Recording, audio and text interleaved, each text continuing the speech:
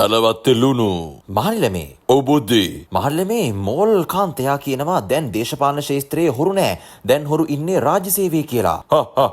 බුද්ධි තැපෑලෙන් දුන්න සෙට් එකට හැරෙන තැපෑලෙන්ම බඩු හම්බ වෙන්න පටන් අරන් වගේ. මහල්ලමේ දැන් ඇත්තටම දේශපාලනේ හොරු නැද්ද?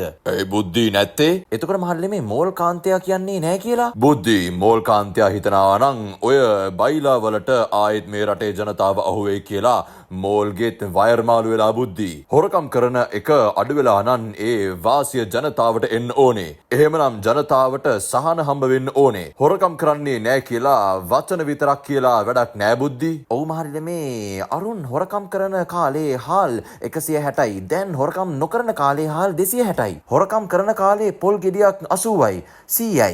දැන් 230යි. හොරකම් කරන කාලේ ලුණු 160යි. දැන් 450යි 500යි කුඩු 600යි. බුද්ධි හොරකම නැවතිලා නෑ. හොරකම් කරන ක්‍රමය වෙනස් කරලා. අප්පටසිරි ඒ කියන්නේ මහල්ලමේ? බුද්ධි දැන් ඕකට හොඳ වචනය හොරකම කියන එක නෙවෙයි. අප්පටසිරි මහල්ලමේ මොකද්ද අලුත් වචනය? දැන් මේ කරන්නේ හූරගෙන කෑම බුද්ධි. එතකොට මහල්ලමේ ජබයියෝ බලයට ආවේ සූරා කෑම නතර කරනවා කියලා නේද?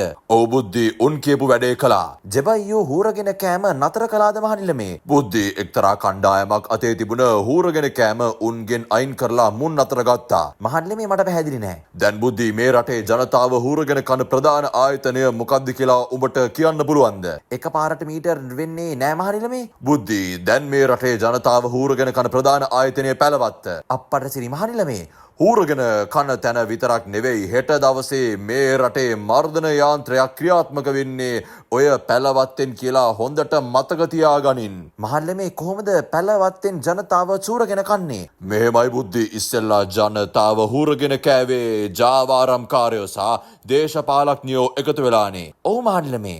හොඳම උදාහරණය තමයි බන්දුලයා කරපු සුදුලුණු වංචාව. එතනින් ජාවාරම්කාරයා ලාභය ගත්තා, බන්දුලයා කොමිස් එක ගත්තා. අන්තිමට සුදුලුණු මිල 3 ගුණයක් වෙලා මාකට් එකට ඇවිත් අපිව හූරගෙන කෑවා. දැන් බුද්ධි බන්දුලයාගේ තැනින් දේශපාලඥයා අයින් වෙලා එතනට පැලවත්ත ආදේශ වෙලා. ඒ කොහොමද මහල්ලමේ? එහෙම වෙන්නේ. මෙහෙමයි බුද්ධි දැන් මේ රටේ තියෙන රාජ්‍ය සමාගම් වල ප්‍රධානින් කරලා දාලා තියෙන්නේ කවුද?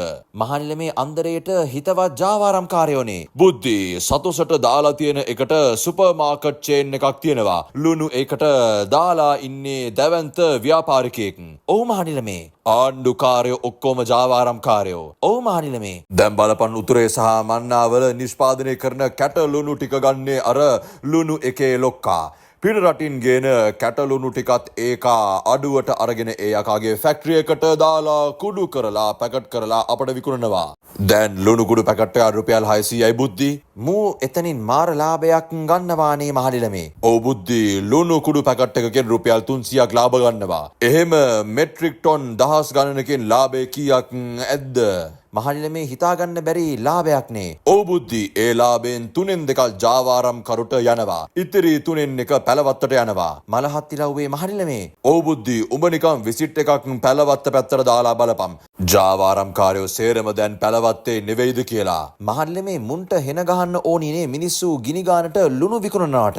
ලුණු විතරක් නෙවෙයි බුද්ධි බඩුවකම දැන් මිල තීරණය කරන්නේ අලුත් සූත්‍රයකට අනුව. ඒ මොකද්ද මහලිලමේ අලුත් මිල සූත්‍රය? බුද්ධි භාණ්ඩයක් පාරිභෝගිකයාට ළඟට එද්දී නිෂ්පාදන වියදම අල්ලනවා, ප්‍රවාහන වියදම අල්ලනවා. ඊට අමතරව ලාභය ඒකට එකතු කරනවා. දැන් බුද්ධි ඊට අමතරව පැලවත්තේ කොටස කියලා එකකුත් එකතු කරනවා. එහෙම එකතු වුණාම තමයි බඩු ගිනි ගණන් වෙන්නේ. හරිනම් බුද්ධි ඕවා රජලුණු නෙවෙයි බං පැලවත්තේ ලුණු. මම මොන්ඩ්‍රවිල. දවසේ මෙහෙම තොරතුරු දැන ගැනීමට රටේ රාළ විෂන් TV සබ්ස්ක්‍රයිබ් කරන්න.